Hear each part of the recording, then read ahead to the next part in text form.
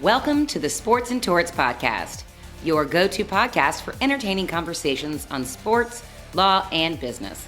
This podcast is powered by the J. Stein Law Firm, a personal injury law firm in Atlanta, Georgia. And now, here is your host, Joshua Stein. What's up, everybody? Welcome back to the Sports N Torts podcast. We are now officially on the other side of 200 episodes. Hard to believe. Had a blast last week with Alan McDuffie and Michael Thompson recapping the first 200. Hope you all enjoyed listening to us and enjoyed all of our trips down memory lane. If you're new to the podcast and want some ideas on how to catch up, please take a listen to last week's and you have plenty of ideas. Today is our first step towards the next 200, and of course, we have to start off strong. My friend Mitesh Patel is with us today. Mitesh is the principal and founder of Blue Sky, a law firm here in Atlanta that focuses on all aspects of business law. Mitesh is the first place I always call when someone reaches out to me with a business question. But this episode is not just about business law. It's going to strike some of the similar chords we have heard from other business and law firm owners. It's about evolution. It's about leaving stability. It's about building something bigger than your own name. And it's about the hardest part of entrepreneurship, making the decision. My man, Mitesh, I'm so excited we're doing this, and thanks for coming over here today. Man, I'm glad to be here. I appreciate you having me, and it's nice to be on this side of the table, so to speak. You're looking good. You're the best guy. Beard looks nice. Man, I thought we were gonna have a video camera and all that. I had to I got to play the part. So, yeah. Well, cheers. I appreciate you coming down. You brought a nice bottle of bourbon, the Rough for having Rider me. Rye whiskey. I was like, what can I find? Oh, it's named after a condom. I'm gonna buy that one. There you go. We're off to how can you go wrong? Well, it's good to see you, man. I know that you were at the soccer fields late last night. Your son's senior over at Walker, so you look good after late night. Thanks, man. I appreciate it. Yeah, it's I mean, I know you've got kids too, and you've got a senior as well. I mean, it's an interesting time. We were talking before we started recording. It's just that, I mean, this senior year is a lot going on. Yeah. There's a lot going on. Proud that they're all doing their thing. Your son's doing great. And, they'll be making their college decisions these next upcoming, weeks and months. And just see where they'll end up, man. I know. I don't know. Things have changed a lot. It seems like it, folks, not everybody, but parents are sometimes afraid of being parents. And now as I've got a senior, I get a chance to see is the way I raised them good or not good? And parts of it are good and parts are not good, and so. You do the best you can, right? You do the best you can. Every kid's a little different. You trust that you get them to this point, and then you send them off and you hope that they pray. they know right from wrong, and you just pray a lot. Right. But it's the college part is so much different now than what me and you went through it, 20 plus years ago. Absolutely. I think I hand wrote my application to where I did my undergrad at, and I got in in 2 days, right? And now it's, oh my gosh, it's a production. It's stressful, man. It's all good. Well, look, we got tons of stuff to talk about. You're one of the first business kind of litigators we've had on the show. So I hope I asked the right questions. I hope that we take this down the right path. Yeah, absolutely. I use ChatGPT a lot to help me prepare for these things and just give them some ideas. So I loaded in a lot of stuff about you. And I told you when it told me the title of the episode is going to be. Dude, that's great. It said this from redneck to rainmaker. Dude, you cool with that? I love it. I will absolutely embrace that. I've got mad redneck skills, man. I grew up in a town that didn't have really cable television, right? And so East Tennessee. Yeah, man. I was a little bitty Appalachian, Tennessee town called Tazewell. I think we had 2,500 population, and being as they made sure to tell me that we were the first and only foreign family that had ever lived there in the 250 years of this. How'd your family end up there? Town.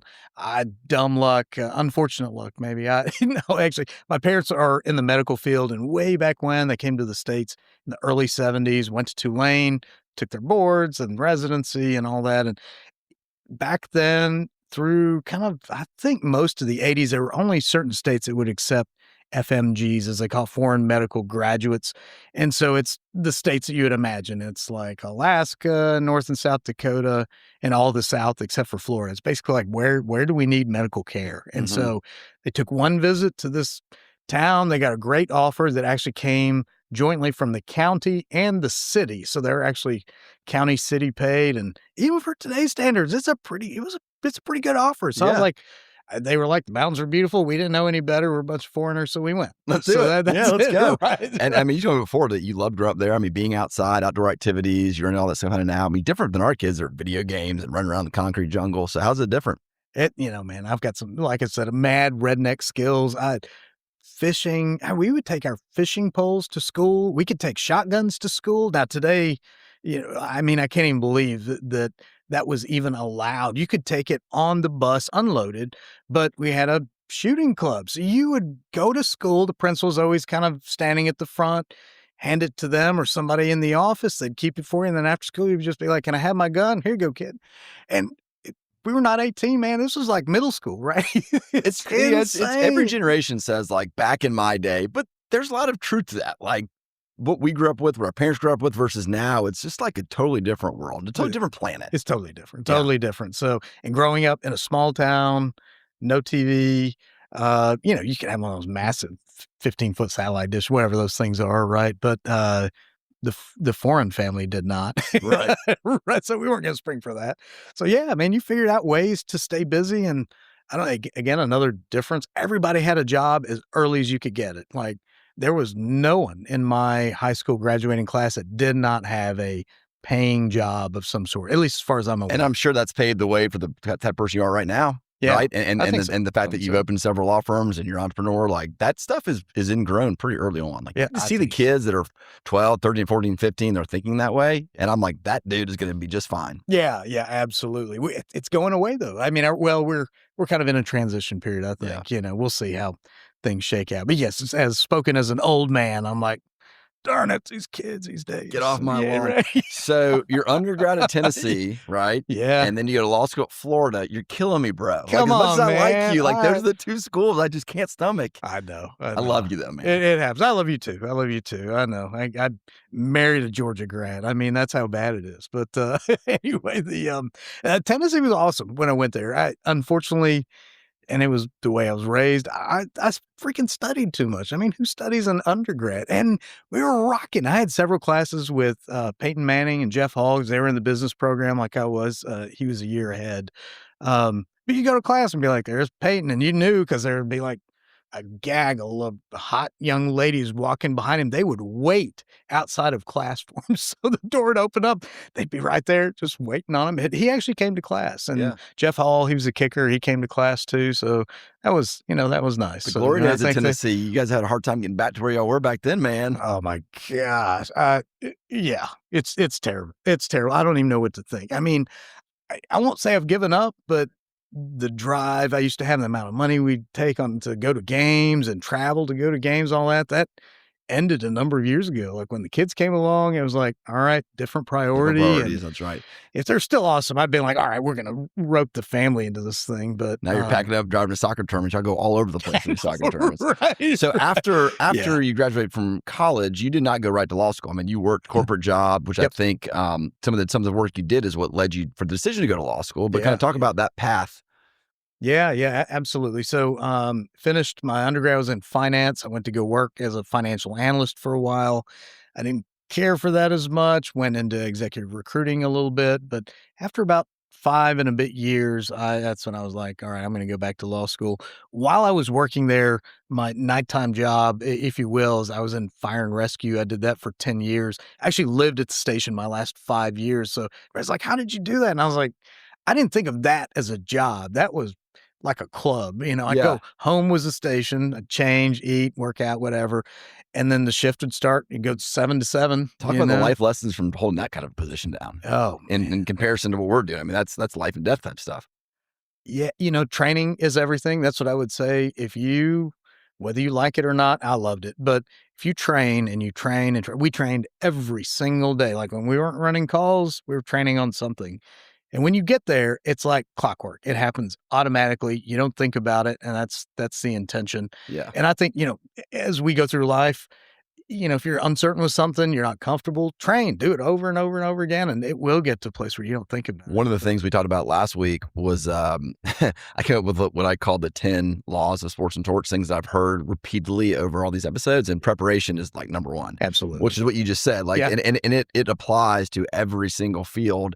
And you have to be able to be so comfortable when you're going in to do the task that you just do it without even thinking. And if you're worried about my prayer can do it, then in that situation, you'd be like, oh my God. And that'd be bad consequences. Yeah. And it's amazing. I mean, I think back now, all the stuff I used to do, and I mean, just pretty gnarly, nasty stuff. But I loved it. It made you went through it, right? I mean, like in real time, you don't appreciate as much, I'm guessing, as looking back now. You're like, holy shit, like that was It's the only thing I miss in my life. Like other things, like, okay, no regrets. It's time to move on or, shift things around. That's the one thing that I really miss. I'm like, man, I'd do it in a heartbeat. That's awesome. You don't miss making 50 cold calls a day as an executive recruiter? No, hell no. Oh my gosh. You want to talk about a job that makes you tough? I would highly encourage any young person, if you're coming right out of school, in the first few years, go do a commission-only job. It will make or break you, but either way, you will become a smarter, more tenacious, tougher person. That's it. That's the word. It's phenomenal. That probably is in a lifetime of experiences and training, those few years as a recruiter, and I had a great boss. I mean, I thought she was tough and mean. I look back now, I was like, no, she cared about the business, cared about me and all that. And man, she trained me well. And those skills, no matter what you do in life, being able to, pick up a phone call, get rejected 99 times out of 100, make the calls again, learn how to sell, learn how to talk. I mean, gosh, it's so important. What do you have a sales pitch you can give us or something that would work when you made those calls? For recruiting? No, hell Just no. in general. Hey, my name is Mitesh Patel. Boy, where are you from? Oh, man, we got to go down this path first. So, Yeah. I mean, you just try, somebody would leave. I think the key was learning how different people communicate. That was a big part of it, because sometimes it wasn't until I got further into it, maybe even after and years down the road, you'd hear things and you'd have to be able to listen to, okay, that's opportunity right there, leaving a little bit of the door open for you. They're looking for something. Not everybody was like that, but some would do that. And if you couldn't pick up on those cues, you didn't know how to respond, et cetera, then an opportunity just come and go and you walk out the door and that develops some skills that, I said, from redneck to rainmaker. I mean, client development is what you love doing. Right? I love it. So today you are using those same skills, I'm guessing, when you're selling your firm to a potential client. Absolutely. All the time. I mean, it's daily, nonstop.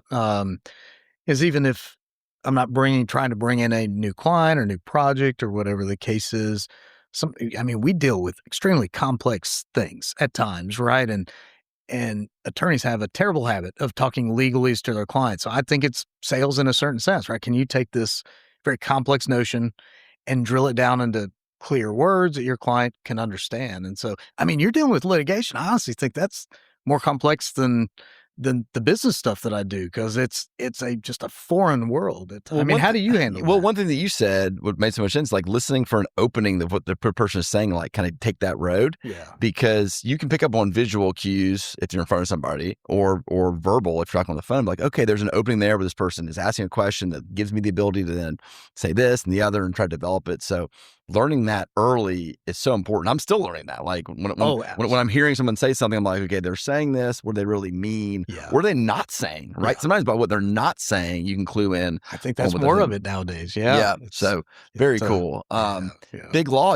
You're a big law guy too, right? Yeah. Powell Goldstein. Yeah. Powell Goldstein. When I left undergrad, worked, and while I was working, I was like, I want that big company experience. I ended up going to law school, so it stayed with me. I was like, I want to be, like what I see on TV, like The Firm, Grisham books. Look, you're right. I'm going back through all the Grisham books. Dude, I'm telling you what, the sexy parts of those books make you go, oh, I want to do that. That's what I want to do.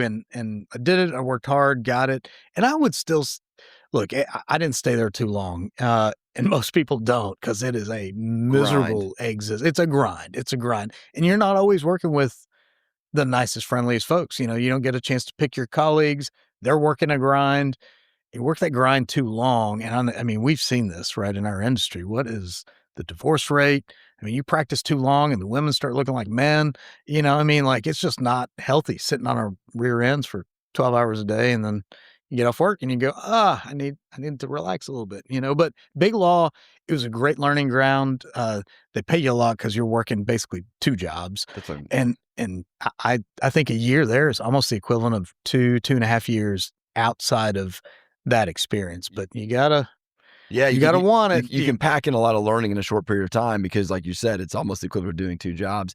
And then some people realize, hey, this isn't for me, but doesn't mean it was a bad experience. I think sometimes people will confuse like leaving a job after 2 or 3 years with it wasn't a good place for me to be. I got a bad experience there. Like, I think you had a good experience there and learned a ton and made a bunch of people and learned some skills, but still realizing this isn't necessarily where I wanted to spend the next 30, 40 years. I think so. And I think if you go back to the partners that I worked with, they'd be like, that dude is not big firm material. I was always looking to game the system.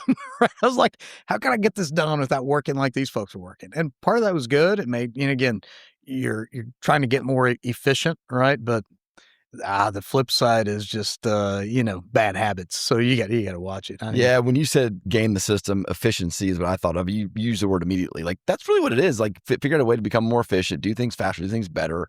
Yeah. I never was big into FaceTime. Like, be there Saturday morning for the sake of it. Like, I never understood that. I still don't understand it. I'm very much work smarter, not necessarily work harder. And I know that you agree with me on that. So when you make the decision to leave Big Law, however you want to take us to where you're at right now, the steps along the way, the decisions you had to make. Yeah. We were talking about this before, but once I kind of had, so look, I'll take you back to that time, 2008, 2009. We'd just gone through a merger. Really, it was an acquisition. Brian Cave bought the firm. Brian Cave's got, I don't know now, 1,500, 2,000 attorneys all over the world. I mean, huge firm. And I had a couple of partners come and talk to me because this was at the time where real estate crash, our firm was laying off people en masse, like calling them down to the conference room, 30 at a time. And after the first time they did that, everybody knew, like, if you got called to the conference room, you better take your keys, your wallet, because when you left your office, they locked your office and then they would mail your stuff to you. They didn't want you to go back and sabotage any projects or clients. Take client lists or whatever. Yeah. So I had a couple of partners come and talk to me and they're like, well, the team you're working with isn't here. What are you going to do? And I was like, so I started interviewing, got some offers, but I was like, all right, I knew I was going to leave one of these days. Just a lifetime of having parents go, we work for ourselves. You should think about it. You should do it. Right. And pointing out pros and cons nonstop. But I also knew, like, I don't play nice in the sandbox. I'm not mean. I just don't, like, somebody's like, oh, you got to move the sand over here. I'm going to ask you 10 questions. Like, why? Or where'd that come from? Why are we doing that? And it just doesn't work at certain places, And so the hardest part was making up my mind, like, I'm going to do this. I had a 1-week-old and a 1-year-old at home. I had a spouse that wasn't working at the time. And it was a big risk. And honestly, when I started that big firm, I did what they want you to do, right? They set up meetings with mortgage bankers and brokers. I think shame on them, but something they did. Car dealerships, like, again, just like the firm, man. And I had 2 fancy ass cars, a big fucking house that we built. I built my first, I started it in law school, even before we moved up here. And just based on you're Mitch McDeere, because but that's the joke. It's like they want you to buy the house. Here's a low interest mortgage rate. Here's a BMW car.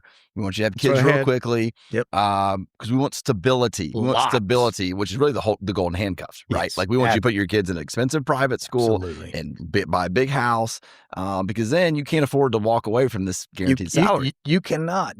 And it's so sad. I really do. I mean, like, and part of it is awesome that you get to, I think I heard yesterday, starting salaries in the Metro Atlanta area with big firms, the big ones, are like $265 now. It's insane. It is insane. It's crazy. But it's also like, what's the price they're going to have to pay for it? Not just now, but like 10 years from now. And they don't know, they won't realize, won't appreciate it, right? And the old guys like me, they don't want to listen to them. No, everybody's like, got to go through it themselves. They have to go through themselves. And that's right. I mean, so your comment about you had a 1-year-old and a 1-week-old or something like that. Yeah. I always tell people, like, there's never a perfect time. Yeah. Right. Like my kids, when I started my firm, were, I left, they were like 6 and 4 or whatever. Like, they're not about to go into this kind of school. So it's like, you never can pick the perfect time. Yeah. You just have to say, this is what I want to do. That's right. Do it. You have 1,000 excuses to come up with. That's right.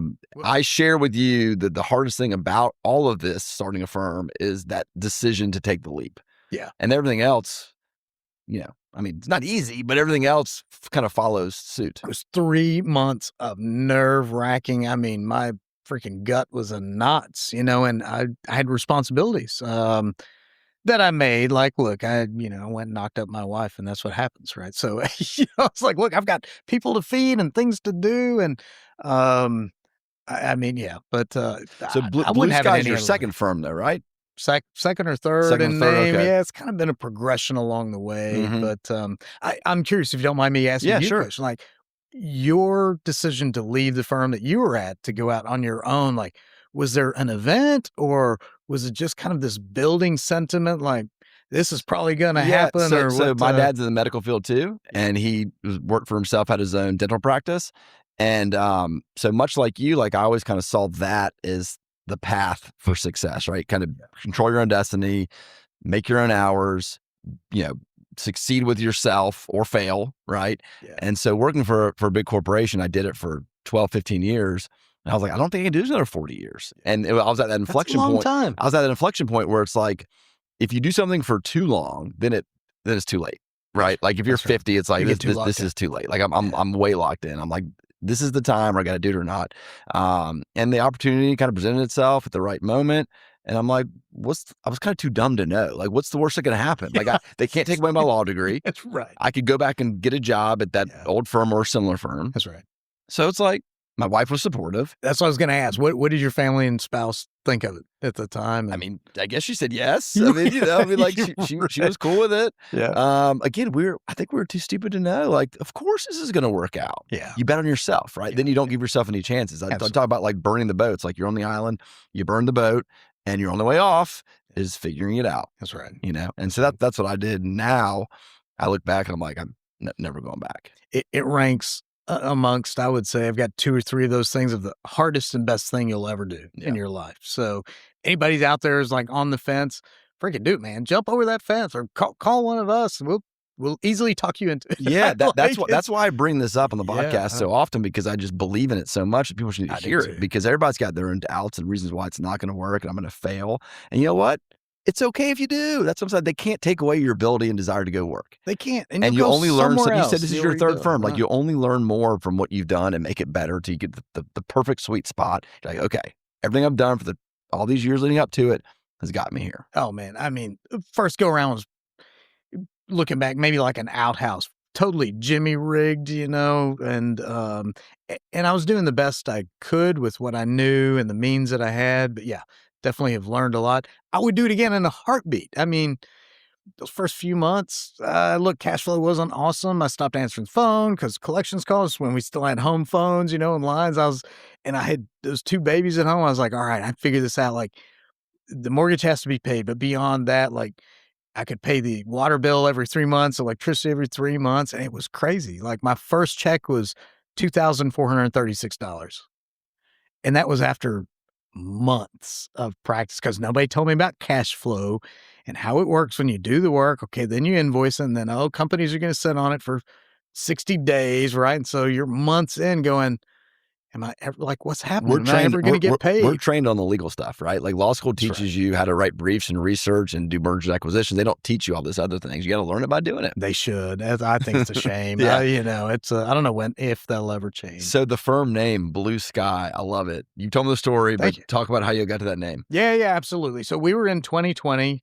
The proverbial crap had hit the fan. I was in the middle of a partnership breakup, if you will, from my prior firm. The worst timing. Oh my gosh. Like, better or before or after it might have, and I won't say been okay. It's still a partnership breakup. They're tough. But we promised each other as we were going into it. All right, we'll be civil with each other. But as we were getting toward the end, the firm, as I had it, kind of my side of the firm, if you will, or folks that stayed with me and all that. And I kept the building, and we were in a place where we were going into the office because we were deemed, critical, necessary workers, but we would have these conversations in the hallway. So we'd all be spaced like 15 to 20 feet apart, sitting on our little chairs, doing our thing. But it was like, look, we need some positivity in our lives. And then the second thing was we need something that maybe attorneys will recognize what we do. And so Blue Sky Law was suggested by one of the attorneys. So there is what are known as Blue Sky laws that are state-based securities laws. So we're like, all right, attorneys will catch it. Some savvy business folks will catch it, but everybody else will think it's just sun is out, skies are blue, which I freaking love. I Being love it. outdoors. That's my favorite thing. I love it. So, I think it's you in a nutshell, right? thanks, man. That's the ethos that you project. And so I think it's great. I mean, blue skies are ahead. That's optimism, baby. That's what we're all trying to chase, and that's what makes our jobs easier to digest. I mean, it's not easy what we do. People come to you with these business problems and their business divorces and their partnership breakups, and it's not easy. It's not. And they're looking to you to counsel them. Yeah. Right. And so you have to have that kind of aura of it's going to be okay. I mean, positivity, blue skies ahead. Exactly. I think it's great. So talk about the kind of work y'all do. I mean, business litigation, business law is such a wide umbrella.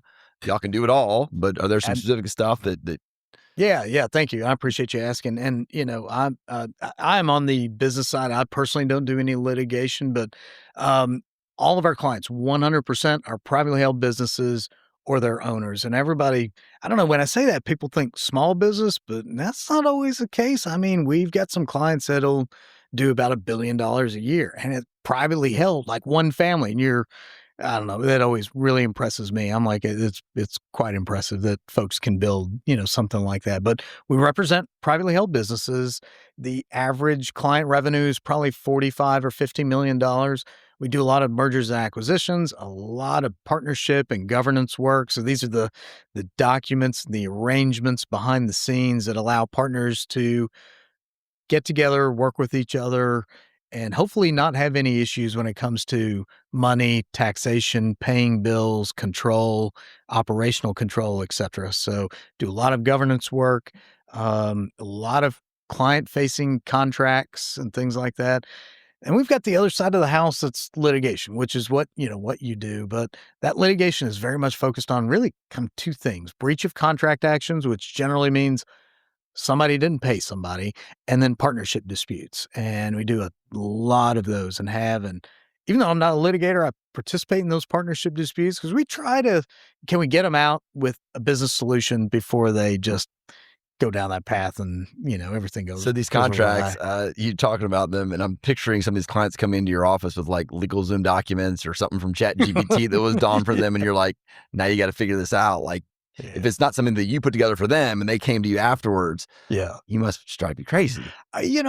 Everybody's got to grow in a certain place. And I do say, like, look, if you don't have money to spend on legal, just like I was talking about, before, you jimmy rig it. You do the best you can with what you've got, the budget that you've got. If that means LegalZoom, all right, that's fine. But I will say, I love LegalZoom.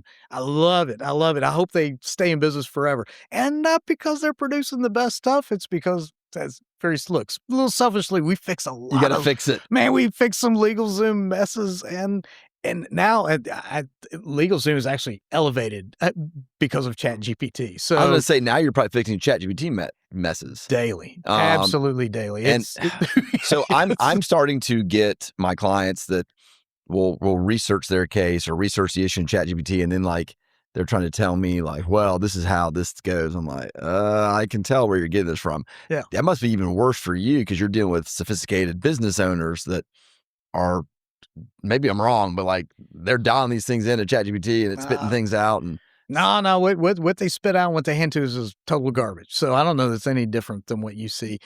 The output is based on the input, and so if you're inputting it and you don't know the language to use and the subtleties involved, the output is not going to be what you want it to. Now it's going to sound great because ChatGPT and all these others, man, they just make you feel confident. It's got nice little pump up words.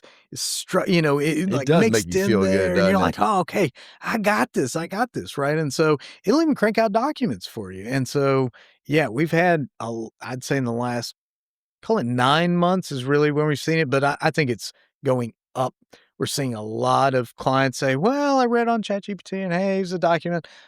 Again, I think that if you're at a place where you're very limited by budget, do it and take the chance, rock on, if you've got a viable business and you could theoretically afford an attorney, you might actually be shooting yourself in the foot a little bit because look, and I'll talk about my experience. We get these documents, client says, okay, whatever. They don't have to tell us that they found, that they ChatGPT'd. We can tell in 5 seconds. 100% of the time thus far, we've had to revise all those things. And so I always go, okay, you're handing me a document that I now have to read and analyze and then revise it and then edit it. Versus if you just told me what you wanted, I just create it. The process of taking somebody else's work, undoing it, redoing it costs 2.5 to 3 times what it does just to do it. What are some of the telltale signs? Like what's something that just jumps off the page at you? Like a particular sentence or a clause or a term? Language that's too nice, if you will. It's not direct enough. It doesn't use industry language that we're used to seeing. Not that it has to be legalese, but certain things with what we do have been decided a long time ago. And all right, it's just been adopted by 99% of the folks doing it. So if we see something that's off, it's like, all right, it's okay if it's off as long as the rest of it flows together. But you find, ChatGPT pulls from whatever it has available. And I don't mean to pick on ChatGPT, any AI, right? It pulls from what it's got available and it does the best based on the inputs. That's it. I mean, there was that article that came out a week or two ago. I think Matt Schumer was the person who wrote it, and it went viral on X. I don't know if you saw it, and it was the world's coming to an end because of all this stuff. I don't think that AI is coming to take my job or your job. I think that the lawyers at your firm, have such an important role to play. And as you just said, like they're cleaning up these mistakes. Yeah.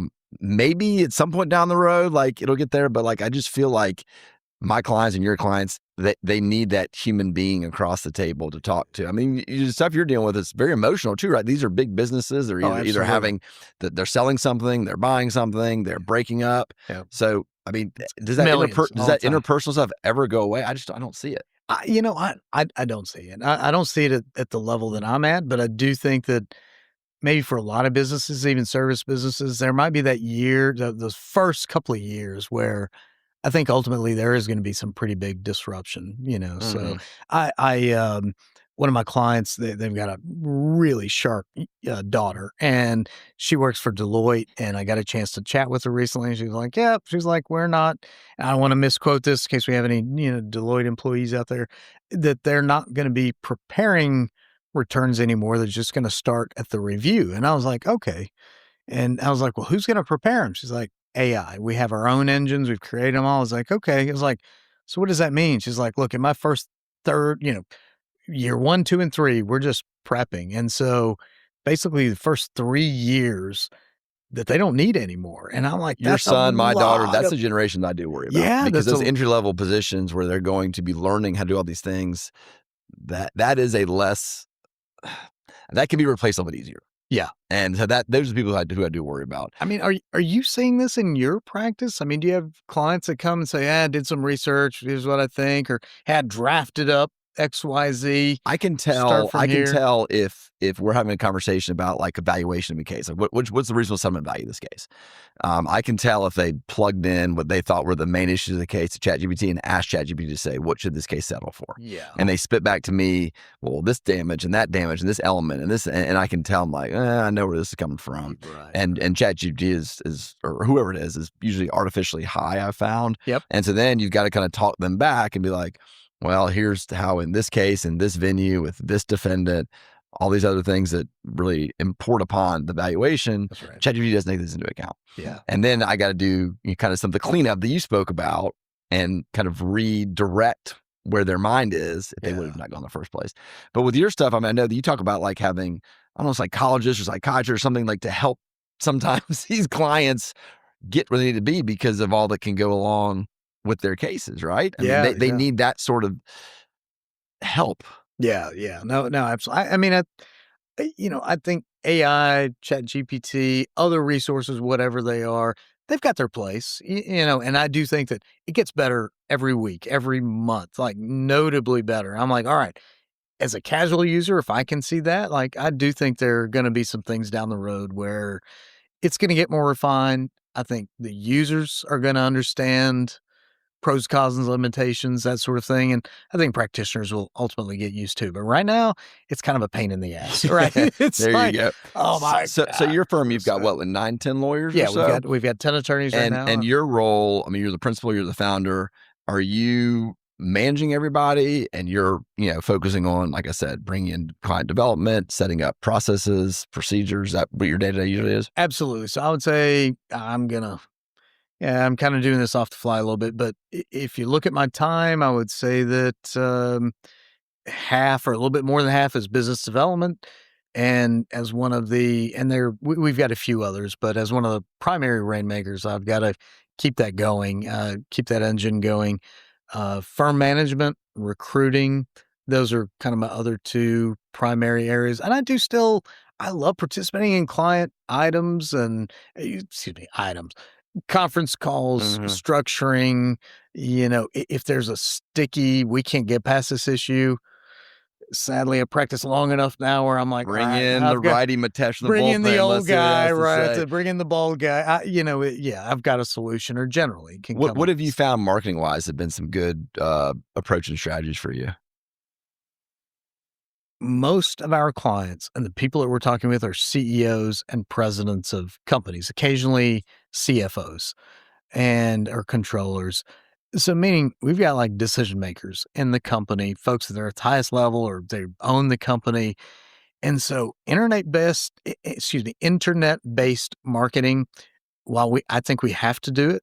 It's just now a standard. If you don't do it, it's like, why don't they do it? Staying top of mind, et cetera. But I don't think our president and CEO clients are combing the internet when they're like, hey, I'm going to sell my $50 million business. Let me see who I can find online. It just does not work. Yeah, let me see who's got the TikTok dancing video that's right, standing out. Right. No. Yeah. So, I mean, that's one of the unique things about the clientele that we've got in our practice areas that it's relationship based and people want to hire whoever their CPA or wealth manager or next door neighbor who he or she had a phenomenal exit. They want to use those folks. And so I still spend a lot of my time building relationships with people that are advisors to clients. That's it, man. It's the same for personal injury work or business work, that kind of stuff. But it all tracks, right? It all goes across the entire thing. So, all right, I want to get some free legal advice from you because there's a few business questions I always get, and if people are listening, they can just hear it now and not have to always ask me because I never know the answer to it. That's right. So the most common question I get are these non-compete, non-solicitation. Someone sales job or another kind of job, and they're leaving or they got whatever. So you probably both represent an employer at times or represent the employee. So shoot me straight. Like, how do these things work in Georgia? Yeah. So I will say we don't represent employees. We used to, and we've got a couple of dedicated employment attorneys. With all that said, I'm not the expert in our firm when it comes to it, but I bet at least once a week consistently, if not twice a week, I get asked about these things. I hear these odd statements. They're definitely enforceable. I hear all the time, not enforceable. This is Georgia, et cetera. It doesn't matter what state you're in. Look, the statutes are written in a way where if you follow them, they should be enforceable. And there are certain states, this is one of them. There's several others where absolutely enforceable. Now, if you're in California, I think as a matter of law, they're not allowed. There are certain exceptions, but they're enforceable. But look, they're a creature of statute. So you've got to... If you're a company, you've got to follow, generally speaking, what is noted in that. If you deviate too much, then meaning what, like scope, length of term, what are the? Yeah, you got it. So the main things with non-competes and restrictive covenants are what is the business, and you've got to be specific, right? You just can't say, we sell some stuff, right? Like you've got to really drill down into and be specific on the business, the geography, the time, like how long will this how long will this restrictive covenant? Because it may be more than a non-compete. It could be a non-solicitation for 2 years, something like that. Clients. I mean, is there a? I guess it depends upon an industry or business, but it's like 1 year, 2 year, 3 years. Is there a specific amount of time, or is it flexible? It's if you are not an owner, it's flexible. It's going to be 2 years or less. But I would say if you are in sales and you're good at what you do, you should expect 2 years, right? Mm-hmm. Like it or not, sales folks drive business. So then the next question is, when someone says, from the employee's perspective, I've got this covenant, this employment agreement, it says 2 years. Are they going to sue me if I break it? Yeah, man. If you're... and so then I guess the question becomes like, from a company standpoint, if you're comfortable, like the decision tree of, are we going to take steps to enforce this? So that's interesting. I think if I were on the employee side, look to your, if you're doing this informally, of course, you can look to your company's kind of course of dealing and history. Do they enforce these things? Do they go after people? Have they tested it? Has anybody, quit under bad circumstances or gone to try to compete? I definitely look at that from the employer side. These things have a great deterrent effect. So this is very informal. I'd say, half of the companies do it for that deterrent effect. And look, it works pretty darn well. Hey, they did it to John Smith. So yeah.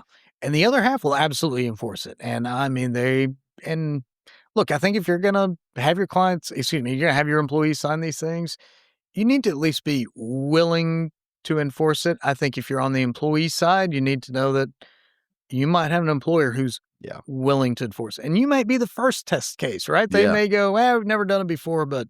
Yeah, contracts. So speaking of contracts, I want to ask you a few rapid fire questions about them. People ask me, can a handshake agreement ever hold up? Like if me and you were just like, we agree on this, we just shake hands on it. Nope. No way. I won't say no way, right? Because as we know, oral contracts are not theoretically, they are real contracts, but how do you prove and enforce something like that? We're in Atlanta, which is an awesome hip hop and rap capital of the world. And we had a few very well-known rap artists. If I said the names, y'all would be like, I know them. That struck a deal, handshake deal. They decided to write literally 2 sentences or maybe 3 on a piece of paper. They paid each other in duffel bags of cash, which you hear about and you're like, does that happen? Which cannot be traced. And so when it came down, one of the 3 did not uphold their end of the bargain. And I feel bad for that dude because that was the guy who paid the duffel bags of cash and he did not get. There was nothing he could do to enforce it. No. So what about you hear about the back of the napkin type contract, which is what you're just kind of talking about, which is me and you're sitting at a dinner table. We're going to hash this out and we just write out 2 or 3 terms on the back of a napkin. As long as you both sign it and date it, it's better than nothing. But I'll tell you what else have you missed, right? And that's usually where we find these holes. It's not on the stuff they've written down. It's on all the things they've forgotten to write down. So those 2 examples I gave, I mean, I'm kind of kidding, but have people come to your office with those situations? Either, look, we just shook hands on this. Oh yeah. Or we just wrote this down, on the back of a napkin in a restaurant. We do all the time. I would say weekly. And of course our litigators deal with this more than we do, but we try on the business side first.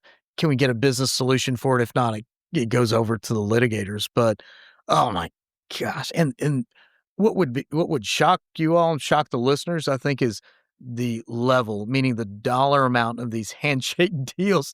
It would blow your mind, right? And so, but there's still, I think, super commendable. There's a lot of trust in certain humans, certain geography. So like, apologies, I'm going to use some examples here. Folks in New York or Massachusetts or, upper Northeast, maybe far out West, they're not going to do handshake deals. And if they do, maybe they know they're going to get screwed. I don't know. It's just not a place where we see a lot of those. Southeast, absolutely. Good old boys are friendly. Like it's the way my dad did it, my granddad, and we still see that on significant deals, right? Yeah. Things that have $1 million, few $1 million at stake. Yeah. What about text messages, like confirming something via text message and someone like agreed or yes? Parallel evidence. So, right. Sorry, throwing out legal terms that I probably have no business doing. No. Right. If you've got something else, like you eventually move to a written contract, you sign something, all of those emails, text messages are no good because you have to go by the 4 corners of the agreement, 4 corners doctrine. But if they don't actually get to a place where they strike a written deal somewhere, all that stuff comes in, and then somebody like you gets to, do what you're good at and sort through the mess. I think that's going to be more and more dangerous because that's how they're communicating now. Yeah. And there's no formality in text messages. I mean, email is one thing. I think email, in terms of if we're going back and forth, like people write emails differently than they write text messages. Yeah.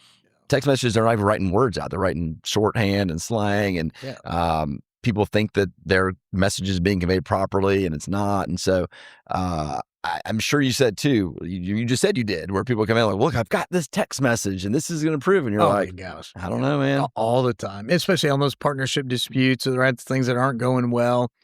I've got this email. Well, they said, I'm like, come on, The world's just too sophisticated now. Too sophisticated, Like we, all right. What about NDAs? Do they truly offer proper protection? They do. Again, I think they're similar to restrictive covenants. They're as good as a company's willingness to enforce them. But yeah, absolutely. We had a case involving some intellectual property that wasn't supposed to be disclosed, disseminated to a certain other party. It did. And our client ended up, look, they had to fight the fight for a couple of years in litigation, but they succeeded. And the other party knew they shouldn't have, and they did it anyway, right? They disclosed valuable confidential information. Our client was like, I haven't worked my whole life for this. Like, I'm going to, like this my life's work that they're trying to abscond with. I'm going to enforce it. And they won. They won. So, yeah. Okay. So you talked about what is left out of a contract potentially of just 2 terms. So what's not in there?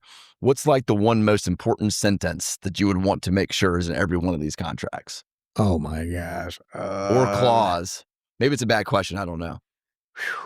Oh man, that's a hard. Okay. So it's going to be a little broader than that, but any sections involving payment or provision of services, right? When most people say, well, the whole thing is that. No. I'm talking about that paragraph that says, here's what I'm going to provide to you. That paragraph that says, here's what I'm going to pay to you. Here's what those 2 at the very least need to be absolutely as thorough as you can get them. They need to be buttoned up.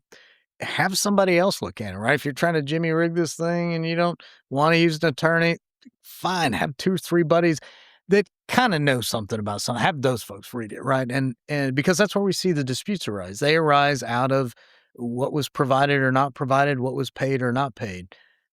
1 out of 50 times, maybe it's about something else. Yeah. Rarely. Usually it's the money. Rarely. Yeah. Okay.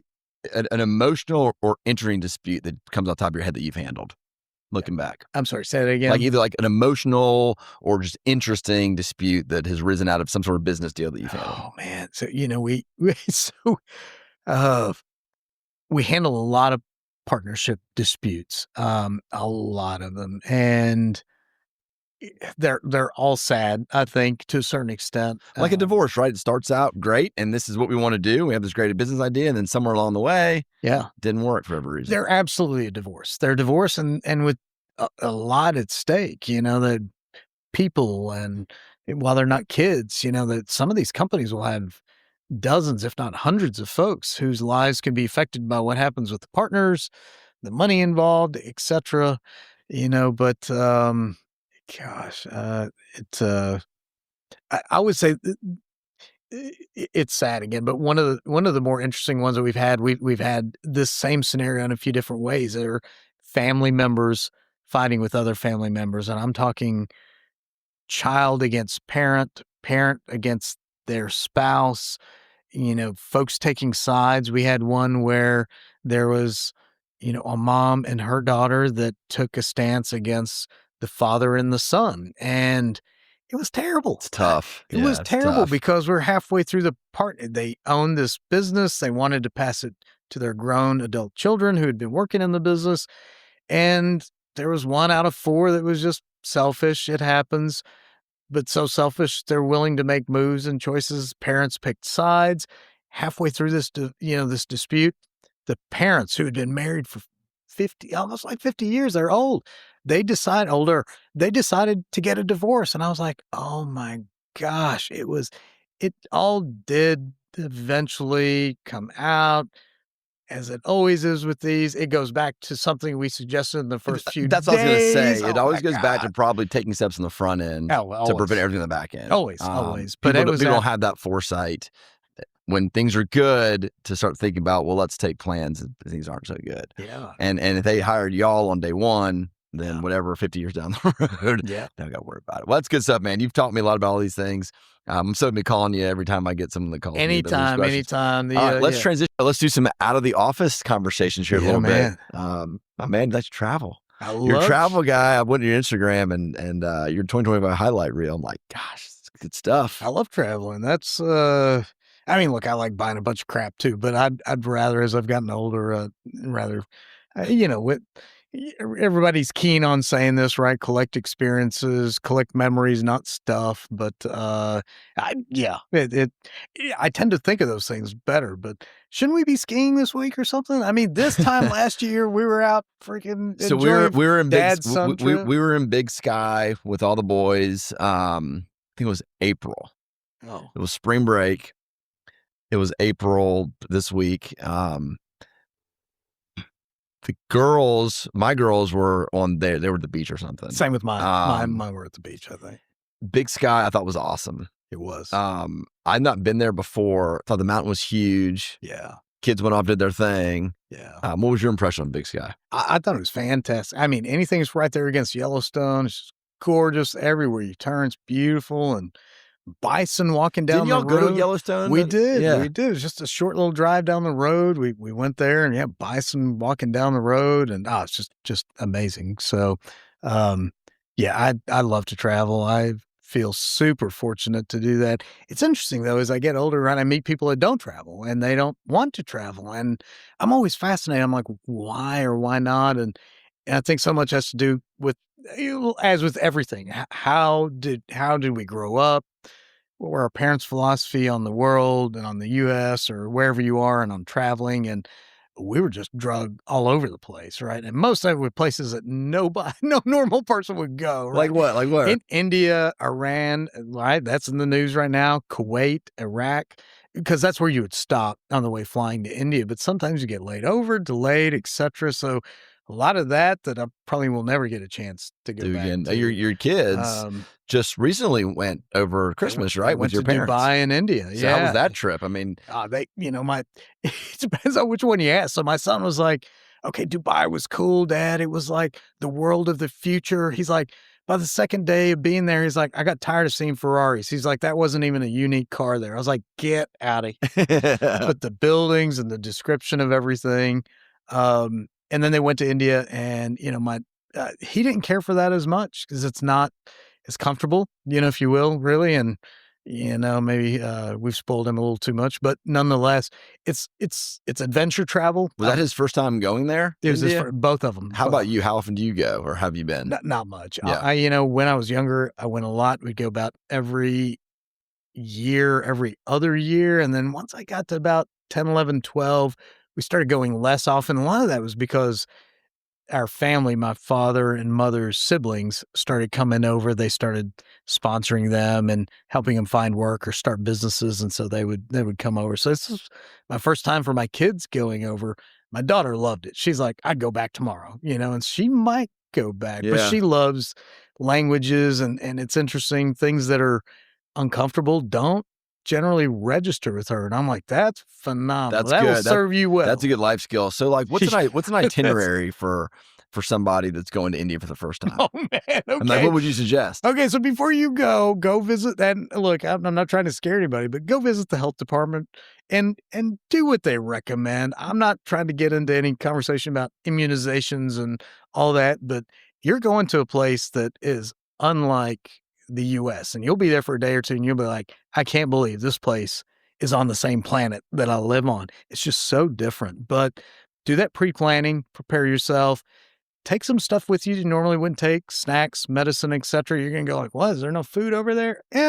Convenience and what you're comfortable getting and used to getting, and things just take longer, many more steps when you're in a undeveloped, and India's very developed in certain ways and not in others. But, plan for, I would say, look, you need to be adventurous if you're going to go, and also set your expectations aside of, agenda, schedule, timing. It's India. We call it IST, Indian Standard Time, which is unlike any other time.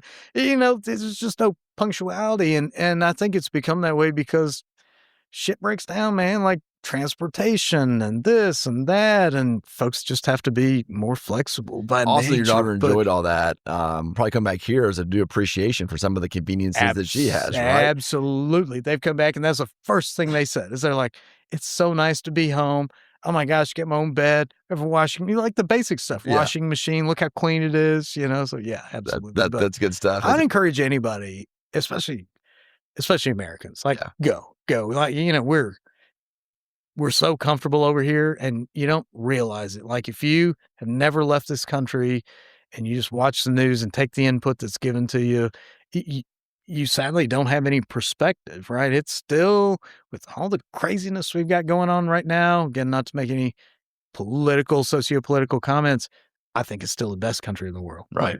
So but I freaking love to travel though. I like to go see what else folks You've been all the other ones. I know Costa Rica you went to. That's one of my favorites. Went to Tulum, Costa Rica, the BVIs, all over the U.S. last year. Those are probably my international trips for those three. And, I've always got something. But keep it up, man. Yeah. Well, how about you? Did you, after the ski trip, did you guys I'm trying to think what we did a ski trip. Our trips a lot now are based around my son's baseball. Yeah. He went to Arizona for a World Series this past year.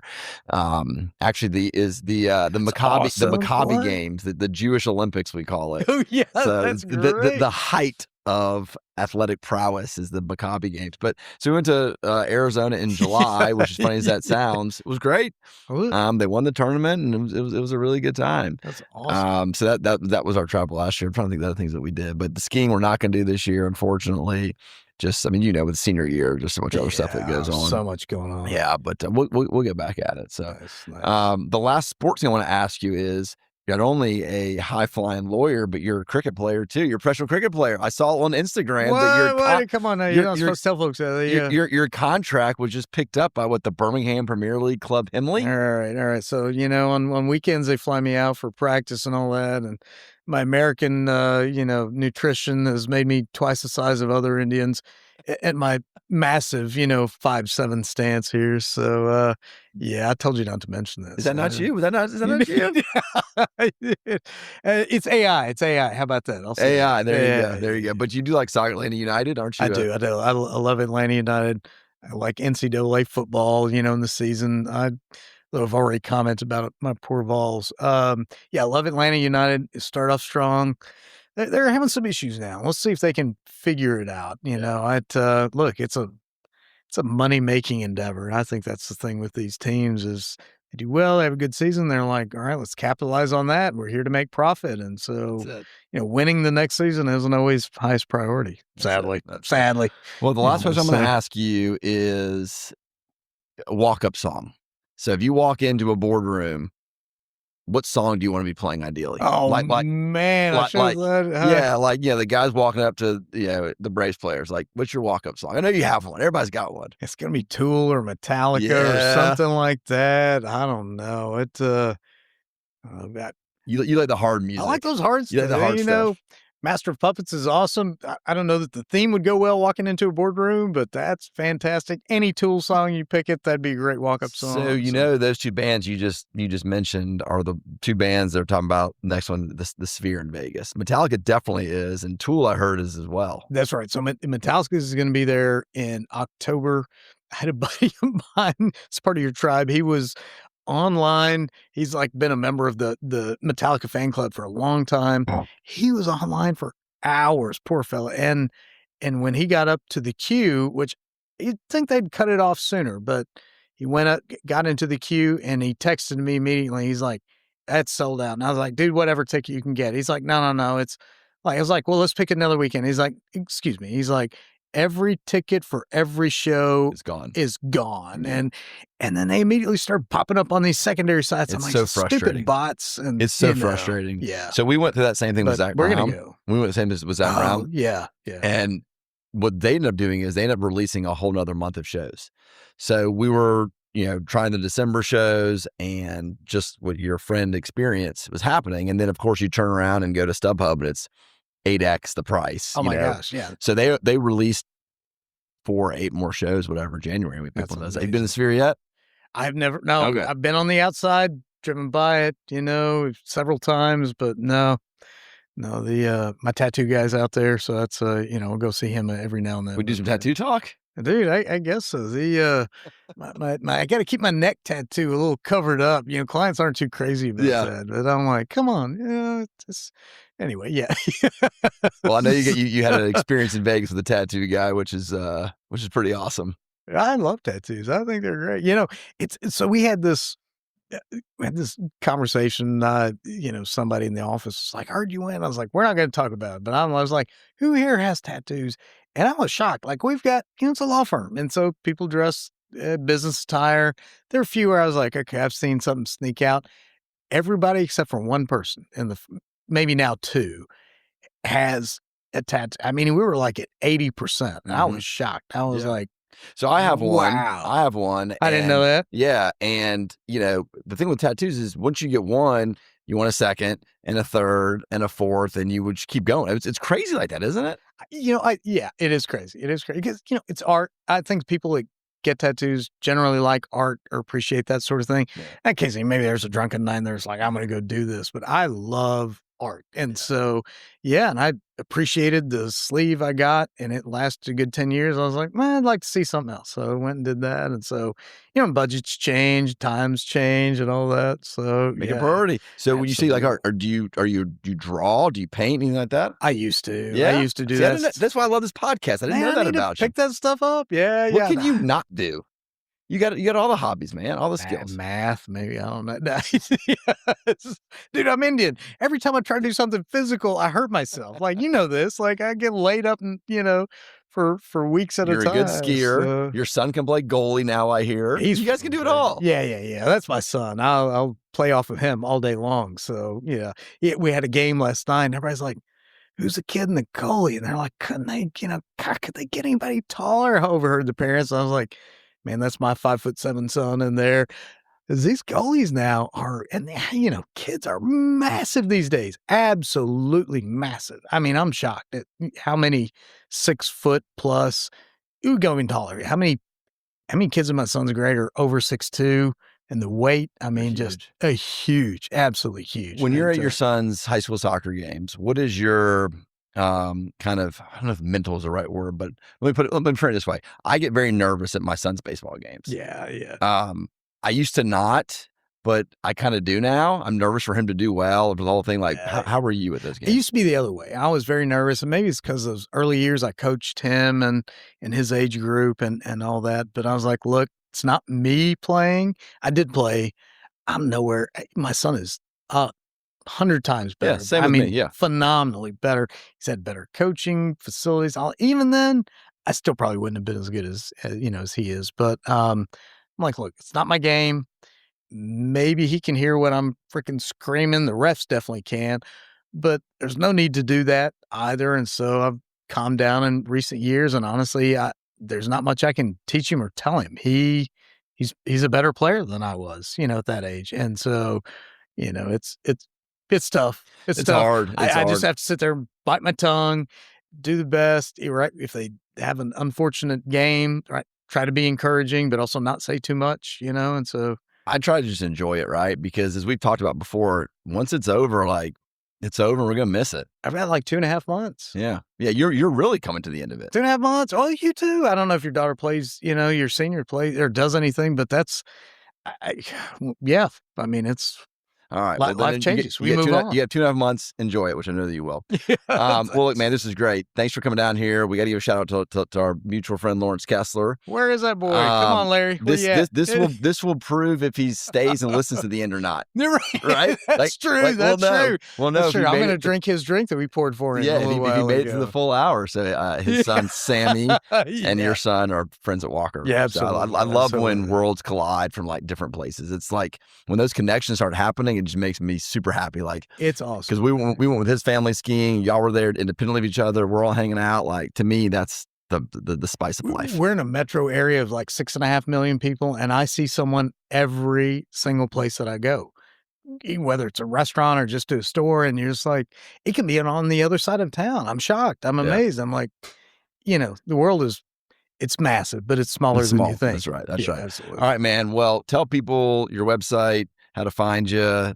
social media stuff, things that when they have these business questions, they don't need to call me, they need to call you. Anytime. I will say that, look, my role, I bill very little, and I don't think people believe that, but my job is to educate, answer questions, try to bring folks through the door, get dialogue going. So, Blue Sky Law in Atlanta, Georgia, www.blueskylaw.com.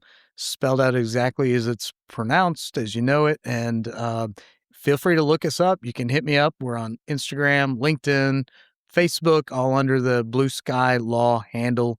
And we're a social group, so don't be shy. Yeah. It's truly, look, I wouldn't offer this if I weren't willing to do it. If you've got a question, hit me up.